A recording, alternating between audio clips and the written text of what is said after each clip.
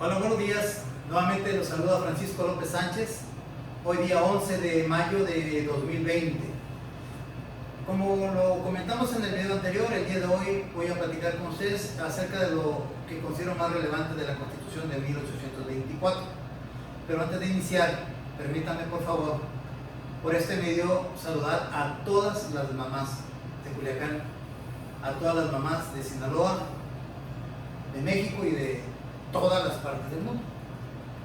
Espero que el día de ayer se la hayan pasado, pues, cuando menos muy felicitadas por los hijos y por todos los familiares cercanos y amistades que ustedes tengan.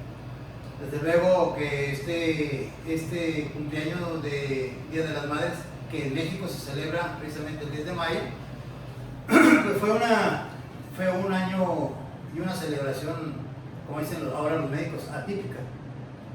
¿Por qué? Por las situaciones que nos está tocando vivir a nivel mundial, por razones del COVID-19. Sin embargo, esta felicitación no solamente es por el 10 de mayo, sino también por el día de hoy 11, para el día de mañana 12, 13, 14, todos los días del año, durante todos los días de su vida, a todas y cada una de ustedes. Y no solamente las mamás, permítame tantito hacerlo extensivo, también pues, a todas las mujeres que, aún no siendo mamás, merecen todo el reconocimiento y todo el cariño, así como también pues todos los seres humanos. Pero muy especialmente quiero que me permitan mandarle un beso y un abrazo muy grande a doña Emilia Sánchez de López, mi viejita hermosa, que ya ella cumple 20 de haberse separado de nosotros, sus hijos, pero yo sé que donde quiera que se encuentre, sé que está aquí, cuidándonos y protegiéndonos como siempre lo hizo durante toda su vida. Va por todos ustedes, mamás. Y este video, con el respeto de toda la audiencia, se lo dedico a ustedes. Bien, la Constitución de 1824, que fue el primer documento constitucional, la primera constitución del México independiente.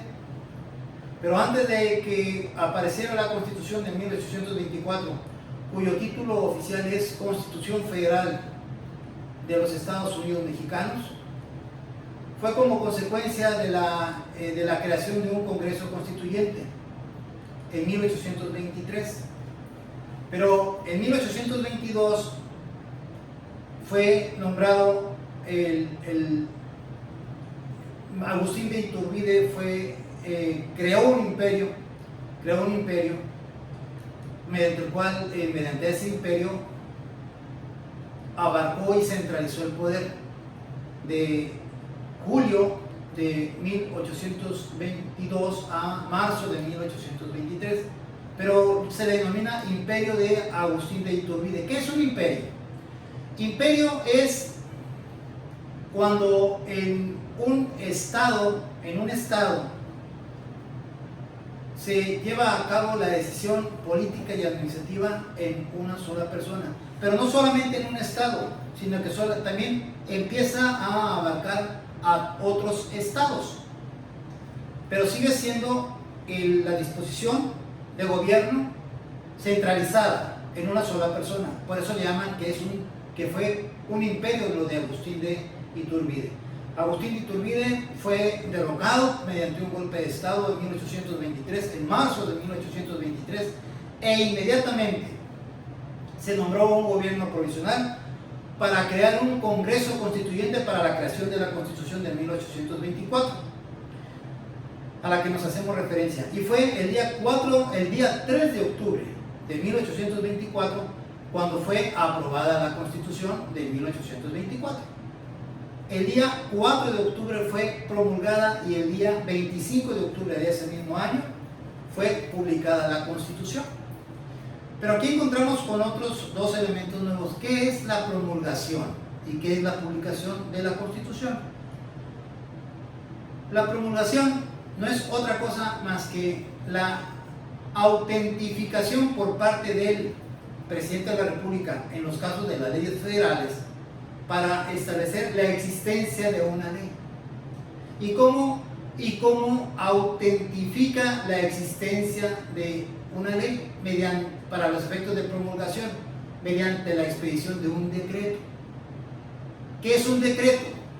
El decreto es precisamente el acto administrativo y jurídico que lleva a cabo el presidente de la República para poder establecer la existencia de una ley. Pero ese decreto y esa promulgación para la expedición del decreto tiene que ser en relación a materias de su competencia. ¿Qué quiero decir? En México existen leyes federales, las cuales promulga el presidente de la República, porque son de su competencia.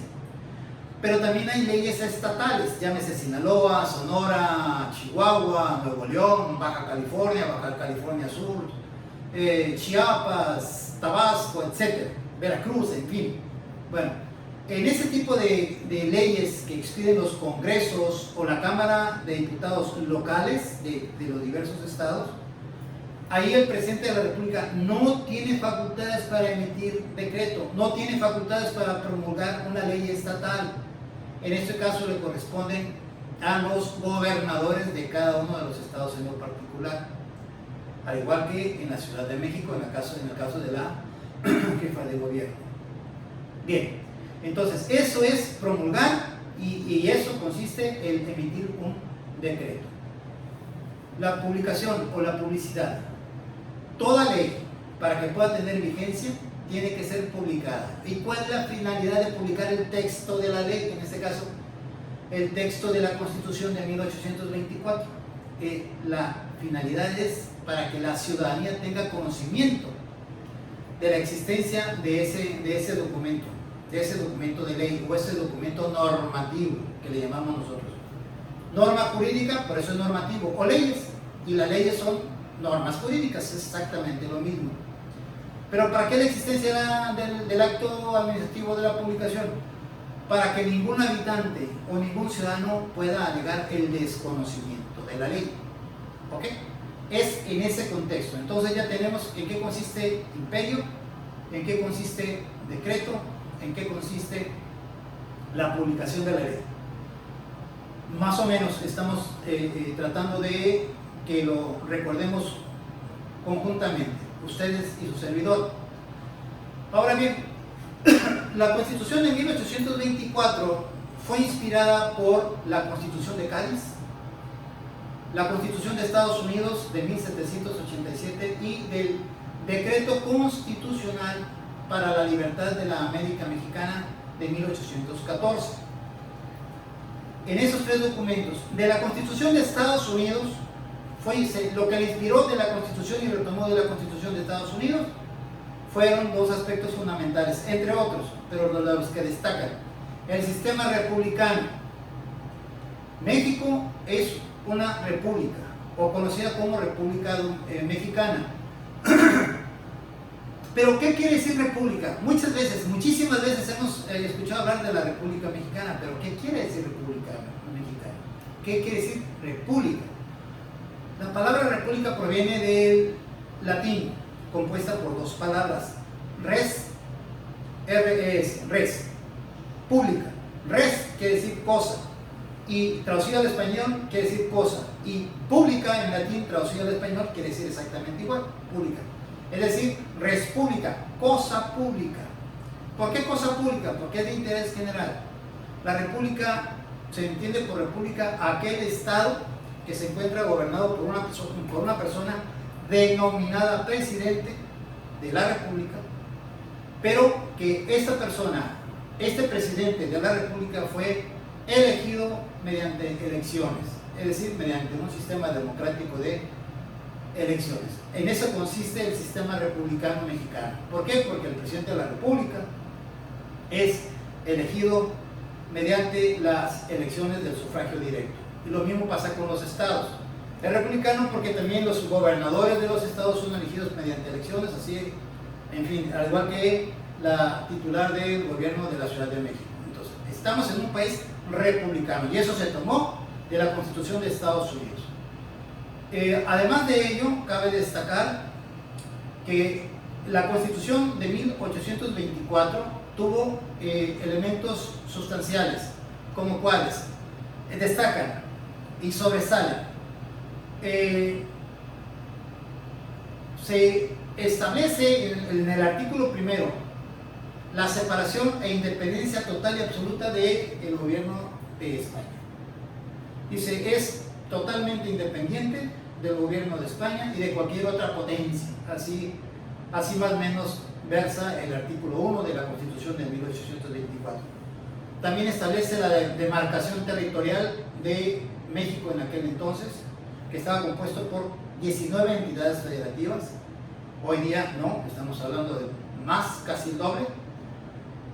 Además establece que la demarcación territorial de México, de la República de México, son las mismas que se encuentran establecidas en la Constitución de Cádiz, con las cuales se establece la demarcación en los momentos en la separación de España, y nuestro territorio era conocido como la Nueva España. Bien, otro elemento sustancial que sobresale en la Constitución de 1824 es que la única religión oficial era la católica, apostólica y romana, quedando prohibido cualquier práctica de cualquier otra religión, misma que será sancionada según las leyes. Es decir, ahí nos encontrábamos en un monoteísmo oficial absoluto.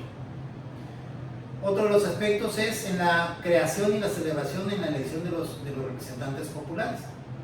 Los diputados eran electos mediante elecciones, votación directa, al igual que los senadores y al igual que el presidente de la República. Los diputados y los senadores únicamente duraban en su encargo 2 años y el presidente de la República 4 años, pero en esa Constitución existía la figura del vicepresidente, que también duraba 4 años. Los ministros de la Corte su nombramiento era perpetuo, solamente podían ser destituidos en los casos de que violentaran algunas leyes en base a sus conductas, pero mientras que eso no ocurría, ellos continuaban siendo ministros de la Corte hasta el resto de su vida. El fiscal en esta época dependía precisamente del Poder Judicial, de la Suprema Corte de Justicia. Otro de los aspectos que me llama mucho la atención a mí en esta Constitución de 1824 es lo relativo a los derechos fundamentales, que se encuentran plasmados también en la Constitución de 1917, la cual nos rige actualmente, entre los cuales cabe destacar la no aplicación retroactiva de una ley en perjuicio de alguna persona, la no creación de tribunales especiales, otra es la no aplicación de penas trascendentales. ¿Qué es una pena trascendental? Por ejemplo, en materia civil, a Juan lo condenan al pago de 50,000 pesos, pero si Juan no tiene esos 50,000 pesos, entonces va a trascender esa pena a su hijo o a sus hijos, para que ellos paguen la deuda que tiene Juan, su padre. No, eso es trascender. Si no lo puede pagar el sujeto A, que lo paguen sus descendientes o sus ascendentes. Esos serían penas trascendentales. También ahí está prohibido, como también en la actualidad. La confiscación de bienes, también, es decir, ¿cuáles son la confiscación de bienes? Cuando por deuda de carácter civil llegan y confisca el Estado, no se puede. O por cuenta o por deuda de carácter oficial con la Secretaría de Hacienda, no pueden llegar a confiscar los bienes. Se tiene que ser mediante un procedimiento previo. ¿Creen ustedes que además otro de los derechos fundamentales era la no obligación de poder declarar en su contra? Fíjense, desde esa época ya se encontraban ese derecho.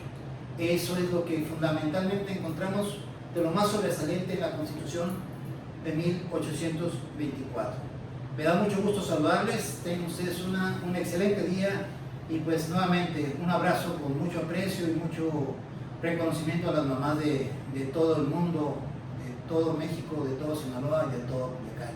Y les pido, por favor, de ser posible, pues tratar de difundir este material, porque de algo nos ha de servir para tratar de seguir recordando la historia de México, pero desde el punto de vista constitucional, porque tenemos que seguir conociendo nuestro pasado para seguir proyectando nuestro futuro. Y sobre todo cuídense mucho en esta etapa que tenemos que estar quedándonos en casa si no ocupamos salir, o en nuestro centro de trabajo con los cuidados y las medidas de la sana distancia que tantas veces nos han hablado las autoridades. Pues nuevamente un excelente día y siempre a sus órdenes. Hasta pronto. Adiós.